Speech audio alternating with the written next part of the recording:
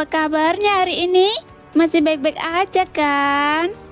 Di video kali ini kita melanjutkan cerita Donghua, Battle Truck Devon. Oke, nggak usah lama-lama lagi, kita langsung aja ke ceritanya. Saudaraku, Anda benar-benar pintar dan Andalah yang saya pilih. Saat suara lembut itu terdengar lagi, itu langsung membuat bulu kuduk Xiaoyan tiba-tiba berdiri. Apakah Anda mengatakan ini kepada semua orang yang datang ke sini? Mata Xiaoyan menjadi dingin dan sepertinya tidak ada hal baik yang bisa terjadi di sini. Rasanya dia lebih seperti ditekan di sini. Apa yang Anda bicarakan? Saudaraku, saya sudah lama menunggu di sini dan saya hanya menunggu Anda. Wanita itu terus berbicara. Namun karena jarak di antara mereka berdua cukup jauh, itu membuat mereka berdua sulit melihat wajah satu sama lain. Adapun alasan utama Xiaoyan tidak berani mendekat adalah karena dia tidak bisa merasakan auranya, atau lebih tepatnya, auranya yang tak menentu. Mungkinkah itu roh api yang bertransformasi dari hati api pemusnahan? Xiaoyan merenung dalam hati. Meski begitu, dia sama sekali tidak berniat mendekatinya, karena tanpa keyakinan yang cukup, tempat seperti ini tidak boleh dimasuki sembarangan. Pada saat ini, guntur ungu tiba-tiba menyambar di bawah kaki Xiaoyan. Kemudian Xiaoyan terpaksa meninggalkan tempat itu. Bagaimanapun dia bisa dengan jelas merasakan bahaya di sini. Karena ada kemungkinan pembentukan laut api penyucian yang membara ini ada hubungannya dengan wanita ini. Saudaraku, mengapa Anda tidak mendengarkan saya? Bukankah saya sudah mengatakan untuk datang ke sini, dan saya tidak akan menyakiti Anda. Tetapi jika Anda tidak mendengarkan sekarang, saya akan marah. Suara wanita itu yang awalnya ringan dan lembut tiba-tiba menjadi tajam dan menusuk.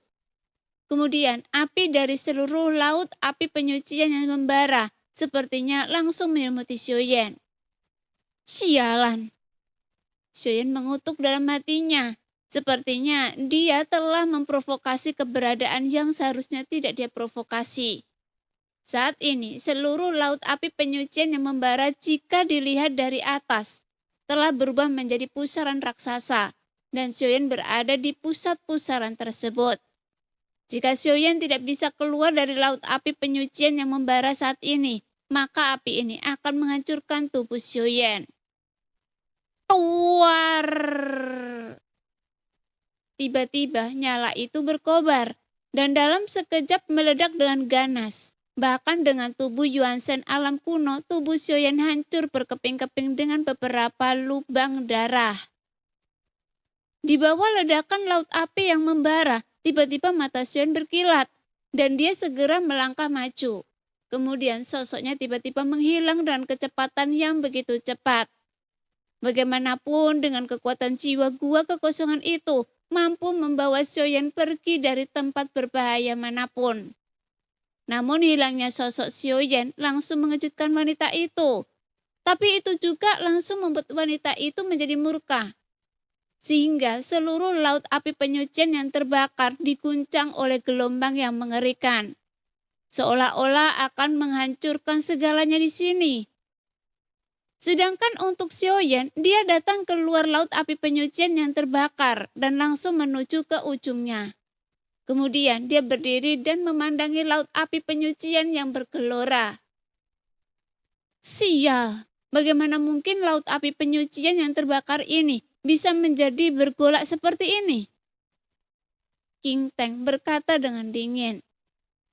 Itu pasti karena orang itu jatuh, kata King Wuya yang terluka parah saat ini.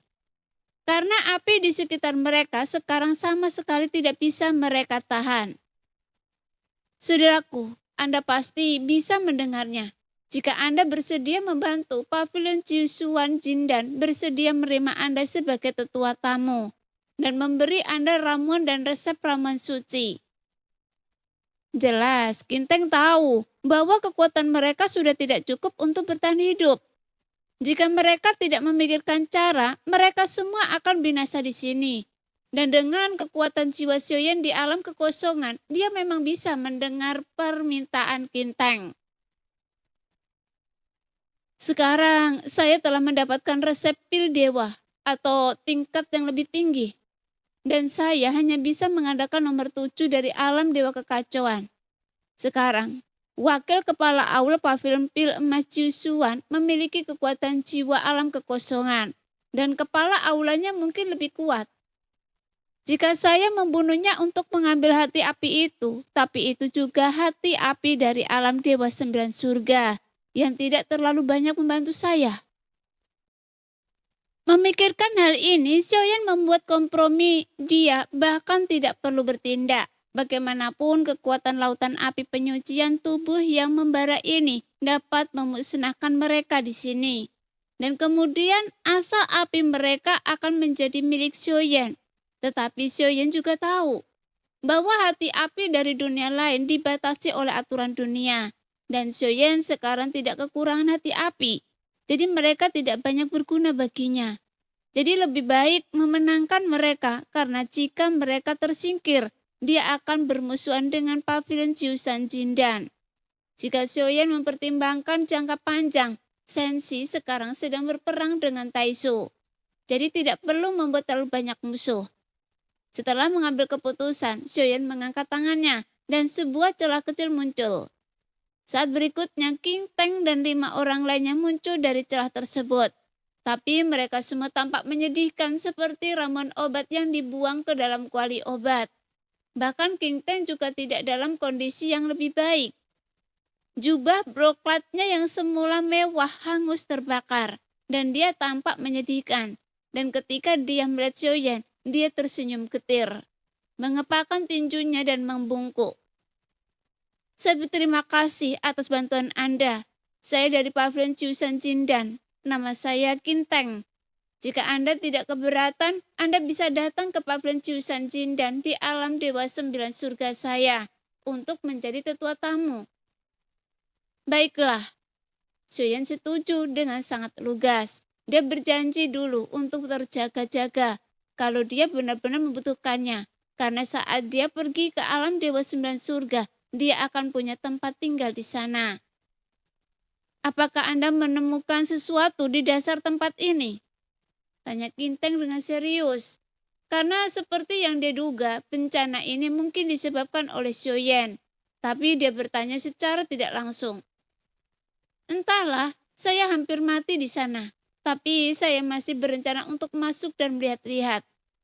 Kata Xiaoyan sambil tersenyum. Bahkan sebelum Qinteng sempat berbicara, Xiaoyan melangkah lagi dan masuki gua jiwa kekosongan. Melihat itu, Qinteng mengerutkan kening setelah Xiaoyan pergi. Kemudian dia bergumam dengan tidak percaya. Sial, dia hampir mati di sana dan sekarang dia masuk lagi. Bukankah itu mencari kematian? Mungkinkah?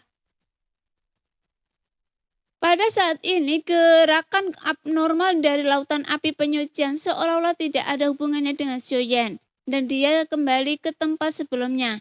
Tapi Xiaoyan masih cukup jauh dari sosok wanita itu di kejauhan. Lagi pula, wanita itu tampak tidak bisa bergerak. Kalau tidak, ia tidak akan memanggil Xiaoyan. Sebenarnya, apa tujuan Anda? Sebaiknya Anda katakan saja pada saya dengan jujur, karena jika saya ingin pergi, Anda tidak akan bisa menghentikan saya. Xiaoyan menatap sosok di kejauhan dan berkata dengan suara berat. Mendengar itu, sosok itu segera meredakan amarahnya dan menenangkan tempat itu. Saudaraku, saya hanya ingin keluar dari sini. Apakah Anda roh api yang lahir dari api nirvana? Karena dilihat dari pengamatan dan caranya mengendalikan seluruh laut api penyucian yang membara tadi, hanya roh api yang bisa mengendalikan api nirvana ini. Xiaoyan bertanya dengan serius. Ya, meskipun banyak orang datang ke sini, tetapi tidak ada yang mau membantu saya. Saudaraku, apakah Anda bersedia membantu saya? Sosok wanita itu terus berbicara. Mengapa Anda disegel di sini? Dan siapa yang menyegel Anda? Tanya Xiaoyan sambil mencoba mencari tahu jati diri sosok itu. Saya hidup berdampingan dengan api pemusnahan, tapi saya tak bisa sepenuhnya melepaskan diri darinya. Dan saya disegel oleh penguasa kehidupan sebelumnya. Saudaraku, saya berjanji, jika Anda melepaskan saya, setelah mendapatkan api pemusnahan, saya pasti akan membantu Anda dengan segenap kekuatan saya. Suara itu terus terdengar, tapi Xiaoyan juga tahu bahwa sosok ini pasti sangat berbahaya. Tetapi semakin berbahaya, semakin banyak peluang yang ada. Baiklah, saya akan membantu, tapi Anda harus memberitahu saya bagaimana cara membantu Anda. Tanya Xiaoyan. Saudaraku, saya bisa merasakan keberadaan sumber api lain di tubuh Anda, dan hanya dengan kekuatan mereka, belenggu itu dapat dipatahkan. Jadi saudaraku, Anda harus datang ke sini. Mendengar itu, Xiaoyan memikirkannya, dan dia tetap tidak bisa bertindak gegabah. Lagi pula, hal-hal beresiko seperti itu seharusnya diserahkan kepada avatar Yuanzhen yang berada di alam kuno untuk ditangani. Segera sosok avatar Yuanzhen mendekati sosok itu secara perlahan, dan Xiaoyan menemukan bahwa penampilan wanita itu perlahan terlihat jelas. Dengan dua rantai yang dibentuk oleh api menyuci lengannya, dan tubuhnya tampak lebih ramping dan anggun, seolah-olah mengalir keluar dari magma. Lekuk-lekuknya tampak menjulang dalam cahaya api, dan kulitnya bukan berwarna daging dan darah, melainkan lebih seperti kaca merah bening. Dan sepasang matanya adalah emas cair yang paling murni. Ternyata api yang begitu dahsyat sebenarnya dapat berubah menjadi keindahan yang begitu memukau. Tetapi penghalangnya pasti tidak sederhana. Pasti ada alasan yang menyebabkan roh api ini disegel. Saudaraku, saya membutuhkan api Anda untuk membuka belenggu itu, kata wanita itu dengan nada memohon. Saya bisa berjanji untuk membantu, tapi tidak sekarang. Xiaoyan menggelengkan kepalanya dan berkata, demikianlah cerita hari ini, kita lanjut lain hari ya guys ya. Bye-bye.